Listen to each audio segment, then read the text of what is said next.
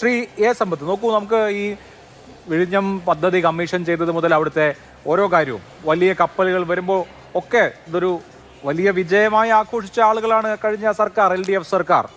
അവിടെ ഈ കണ്ടെയ്നറുകളുടെ എണ്ണം, എത്തുന്ന കപ്പലുകളുടെ എണ്ണം, ലഭിക്കുന്ന വരുമാനം, ഇതൊക്കെ നേട്ടമായി അവതരിപ്പിക്കുമ്പോൾ സ്വാഭാവികമായിട്ടും ഇതൊരു സക്സസ് ആണ്, ഇതൊരു സക്സസ് സ്റ്റോറിയാണ്. വിഴിഞ്ഞം എന്നുള്ള സക്സസ് സ്റ്റോറിയെ കേരളത്തിന് പരിചയപ്പെടുത്തണമെന്ന് നിങ്ങൾക്കുണ്ടായിരുന്നു, അത് ചെയ്തിട്ടുണ്ട്. അപ്പോൾ ഇപ്പോൾ ഒരുപക്ഷെ ആ സക്സസും കൂടി കണ്ടിട്ടാവാം MSC എന്ന് പറയുന്ന കമ്പനി അവിടെ നിക്ഷേപിക്കാൻ ഒരുങ്ങുന്നു. ഇന്ത്യയിലെ തന്നെ മറ്റ് തുറമുഖങ്ങളിൽ ഈ കമ്പനി നിക്ഷേപിച്ചിട്ടുണ്ട്. ഈ പോർട്ടിൻ്റെ ഓപ്പറേറ്ററായിട്ടുള്ള അദാനി പോർട്ടിൻ്റെ തന്നെ മറ്റ് കമ്പനികൾ, നമ്മുടെ തൊട്ട് അടുത്ത സംസ്ഥാനമായ തമിഴ്നാട്ടിലെ എന്നൂരിലും MSCക്ക് നിക്ഷേപം ഉണ്ട് എന്നിരിക്കെ അതിനെ ഒരു വല്ലാതെ ആശങ്കയോടുകൂടി ഇത് വിഴുങ്ങിക്കളയുമെന്ന മട്ടിൽ കാണേണ്ട കാര്യമുണ്ടോ? ചരിത്രത്തിൽ ആദ്യമായിട്ടാണോ MSC ഇന്ത്യയിലെ ഒരു തുറമുഖത്ത് നിക്ഷേപം നടത്തുന്നത്?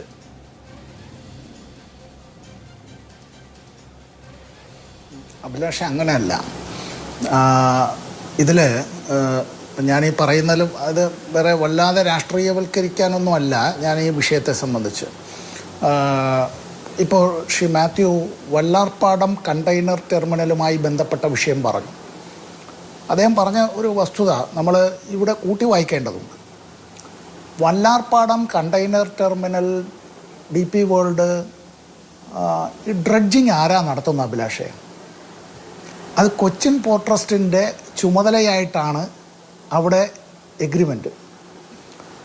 അവിടെ ഡ്രാഫ്റ്റ് 16-18 മീറ്റർ ആഴം സ്ഥിരമായി നിലനിർത്തുന്നതിനായി പ്രതിവർഷം ഏതാണ്ട് 600 മുതൽ 800 കോടി രൂപ വരെയാണ് കൊച്ചി തുറമുഖത്തിൻ്റെ അധികൃതർ ചെലവഴിക്കേണ്ടി വരുന്നത്.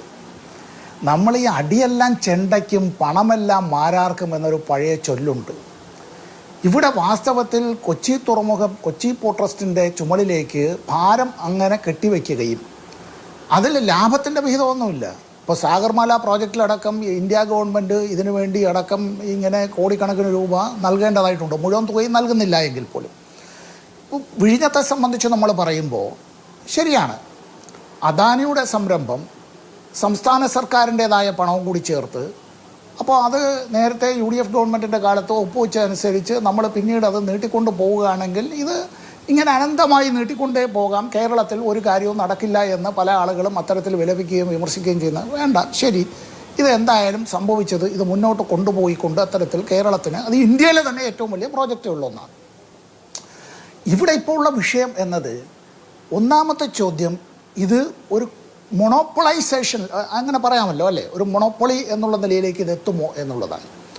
അങ്ങനൊരു ഭയം ഞാനത് പറയാനുണ്ടായ കാര്യം, ഫുഡ് കോർപ്പറേഷൻ നമ്മുടെ ഭക്ഷ്യധാന്യ സംഭരണം, അതിൻ്റെ ശേഖരണം, അതിൻ്റെ കടത്ത്, അതിൻ്റെ വിതരണവുമായി ബന്ധപ്പെട്ട് 1965 ജനുവരി 1-ാം തീയതി നിലവിൽ വന്നതായ ലോകത്തിലെ ഏറ്റവും വലിയ സ്റ്റോറേജ് സംവിധാനങ്ങളിലൊന്ന്. ഈ അടുത്തയിടയ്ക്ക് അവിടുത്തെ സൈലോകളുടെ നവീകരണവുമായി ബന്ധപ്പെട്ട് 2 ഫേസിൽ ടെൻഡറുകൾ നൽകിയപ്പോൾ food corporation of India FCI അങ്ങോട്ട് വെച്ചത് ഇവിടെ ഒരു മൊണോപ്പൊളി ക്ലോസ് വയ്ക്കണം, കുത്തക വരരുത്, ടെൻഡറുകളിൽ പങ്കെടുക്കുന്നവർ അത്തരത്തിൽ അവരുടെ കയ്യിലേക്ക് കോൺട്രാക്റ്റ് വന്നാൽ. മൊണോപ്പൊളി കമ്മീഷൻ, ഇപ്പോൾ നേരത്തെ ശ്രീ ആദികേശവൻ ഇവിടെ സൂചിപ്പിച്ചു, ആ മൊണോപ്പൊളി കമ്മീഷനും ഈ നിർദ്ദേശം വെച്ചു. എന്നാൽ ഇന്ത്യ ഗവൺമെൻറ് ആ മൊണോപ്പൊളി ക്ലാസ് എടുത്തു കളഞ്ഞുകൊണ്ടാണ് ആ ടെൻഡർ അത്തരത്തിൽ നടപ്പാക്കിയത്. എന്ത് സംഭവിച്ചു? പ്രതീക്ഷിച്ചത് തന്നെ സംഭവിച്ചു. അതാണ് ഞാൻ ഈ ചർച്ചയുടെ തുടക്കത്തിൽ പറഞ്ഞത്. ഇവിടെയും അത്തരത്തിലുണ്ടായാൽ ഇവിടെ കുറേ പണം നമുക്ക്, ശരി, അത്തരത്തിൽ വിദേശ നിക്ഷേപം അത് വരട്ടെ, സ്വാഗതാർഹമാണ്. നമ്മുടെ ദേശീയ സുരക്ഷിതത്വത്തെ ബാധിക്കാതെ നമ്മൾ അത്തരം കാര്യങ്ങൾ നോക്കേണ്ടതായിട്ടുണ്ട്. അതൊക്കെ നമ്മുടെ ചുമതലയാണ്, അത് നമ്മുടെ കടമയാണ്. ഇന്ത്യൻ പൗരന്മാർ മുതൽ ഇന്ത്യ ഗവൺമെൻറ് വരെയുള്ള എല്ലാവരുടെയും കടമ തന്നെയാണ്. ആ ചുമതല നമ്മൾ നിർവഹിക്കണം. എന്നാൽ നമ്മുടെ കടൽ, നമ്മുടെ ഭൂമി, അതിൽ തന്നെ പ്രകൃതിദത്തമായ ഇത്രയും ആഴമുള്ള മറ്റൊരു കടൽ, അങ്ങനെ ഒരു തുറമുഖം തന്നെ നമുക്കില്ല. അതാണല്ലോ നമ്മുടെ ഏറ്റവും വലിയ മേന്മയും നമ്മുടെ ഭാഗ്യവും എന്നുള്ളത്. അത് ഇത്തരത്തിൽ നേരത്തെ ശ്രീ മാത്യു സൂചിപ്പിച്ചതുപോലെ ലോകത്തിലെ വലിയൊരു കമ്പനിയാണ്, അവരുടേതായിട്ടുള്ള കണ്ടെയ്നർ ഷിപ്പുകൾ വരട്ടെ, അത്തരത്തിലുള്ള ട്രാൻസ്ഷിപ്മെൻറ്റ് അതെല്ലാം നടക്കുന്നതും അതിൻ്റെ ക്രയവിക്രയം നമുക്ക് അതിൻ്റേതായിട്ടുള്ള അത് നികുതി അടക്കം ഇന്ത്യ ഗവൺമെൻറ്റിനും സംസ്ഥാന സർക്കാരിനും എല്ലാം ലഭിക്കണം, നമുക്ക് തൊഴിലവസരങ്ങൾ ഉണ്ടാവണം. അത് കുത്തകവൽക്കരണത്തിലേക്ക് പോകാതെ നോക്കുക എന്നുള്ളത് നമ്മുടെ കടമയാണ്.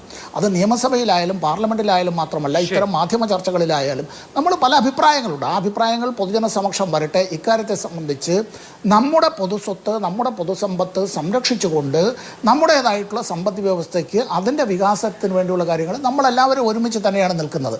ആശങ്കകൾ ദൂരീകരിച്ചുകൊണ്ട് വേണം ഇത്തരം കാര്യങ്ങളിൽ അവിടെ ഈ ഇന്ത്യയിൽ അറിയേണ്ടുന്ന കാര്യങ്ങൾ അമേരിക്കൻ കോൺഗ്രസിൽ US സെനറ്റിൽ ഉള്ള പ്രസംഗത്തിൽ നിന്ന് നമ്മൾ അറിയേണ്ടുന്ന ഗതികേട് പണ്ടുണ്ടായിട്ടുണ്ട്. അതുപോലെ ആവരുത്. ശരി, തീർച്ചയായിട്ടും.